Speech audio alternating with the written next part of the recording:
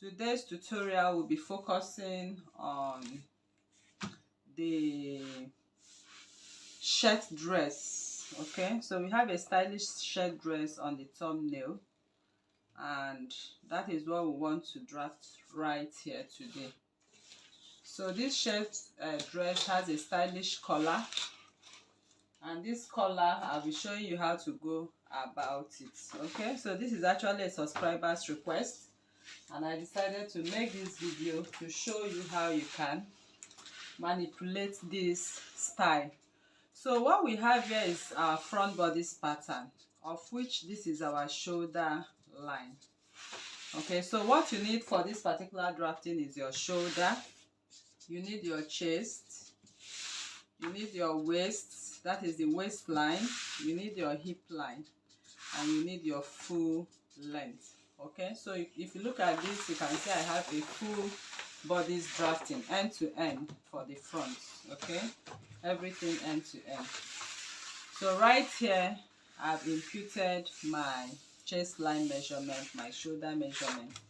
So this is not actually a fitted dress, it's a free dress. So because it's a fitted dress, on the bust area I'm working with full bust circumference of 40. I divide by 2. So here I have 20 plus my ease. I have ease on both sides of 1 inch, which is 2 inches. So from here to here measures 22 inches. Okay, so that means I added 4 inches ease to the bust area, making it 44. Okay, to make the dress a little bit free. Then on the waist area I'm working with waist 36. Divide by 2 will give me 18. Okay, so I also added plus 2 inches is, that is 20. So from here to here measures 20, making it 40 inches for the whole waistline. Okay, so I added 4 inches on the whole waist to make it free. Then on the hip area I have hip 46. Divide by 2 is 23, and I added plus 1.5 to it, making the hip area a little bit free. So the hip now I added plus 3 to the whole hip, that is 49. So you can add as free as you wish. Okay, so the ease you want depends on you. If you actually want it free, you can even use the hip measurement for every of your measurement. That's how to go about it. Okay, or you can still use, instead of 40 here, you can still use the 44, which we added to the bust area. You can use it all the way. It depends on what you want. If you want it straight or you want it curvy. But if you want it curvy, this calculation is what you're expected to have. Then if you want it freer, you can add 3 inches instead of 2 here, plus 3 inches plus 2 or 2.5. So it all depends on you.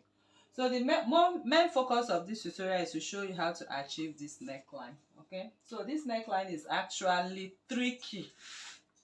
I would say it's tricky because here I'm not seeing what the back looks like, but I've tried to figure out how to go about it. So this is my natural neckline. What I did is to come out from here. From here I came out by 0.75 because I want to redesign this neckline. And from this other line, because of the sewing of the sleeve, I came out by 2 inches, because if you look at the right side, you see there's a sleeve attached to it. So how do we go about this? Okay, so midpoints, I want to create that the design you are seeing right there. If you notice, there's a cut, and that cut is cut out and stitched back to the dress. We normally see this on many shirts. Okay, so this is the yoke. I call it a yoke. Most shirts have this kind of yoke. So this is the yoke, and now the neckline, I marked 0.75 here, so I'm going to freehand this neckline. And from here also I mark 2 inches, because that is where my neckline is going to rest. Okay, this is where we are going to sew the collar you are seeing. So that collar is sewn this way. I mean the collar is cut this way. Let me just place so I don't mess up this. Okay, so I can do this. All right, so that is that.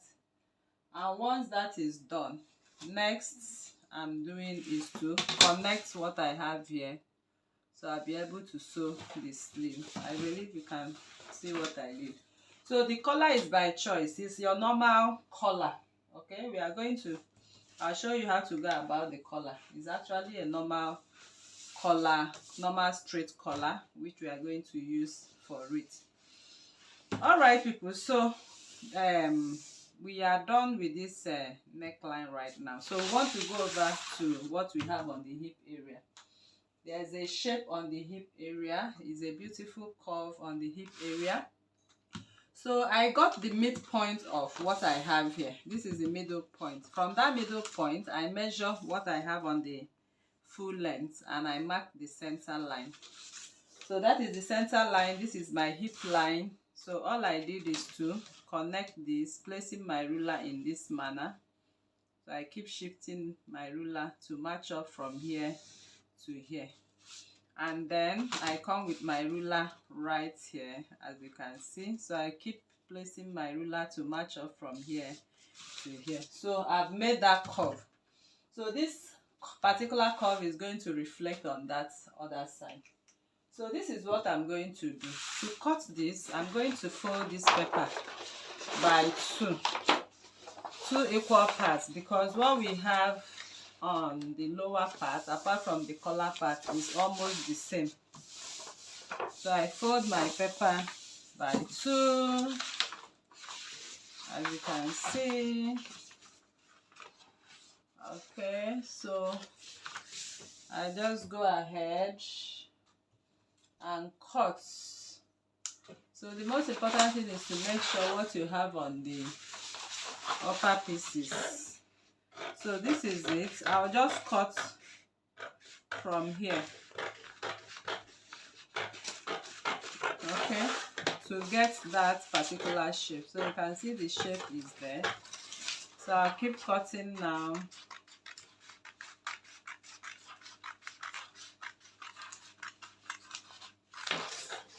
So this particular shape is applicable to the back. Okay, so the back, I'm drafting only the upper part to show you how the collar connection is being connected. So here, please, at this point, we are not going to cut by 2 anymore. So this is what we have gotten, as you can see. So I'll open it now. I've opened it up. So because here is asymmetric, I have to open up and follow my collar line. So my collar line, I'm following it up to this part.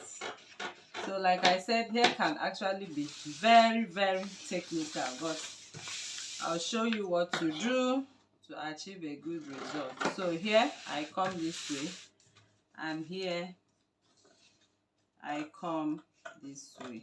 Okay, so I'm not going to cut all. This is what I will just do. So I just want to retain this for this tutorial.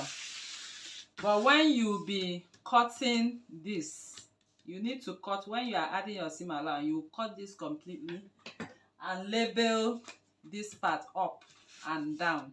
Okay, I'll use D, I'll use up.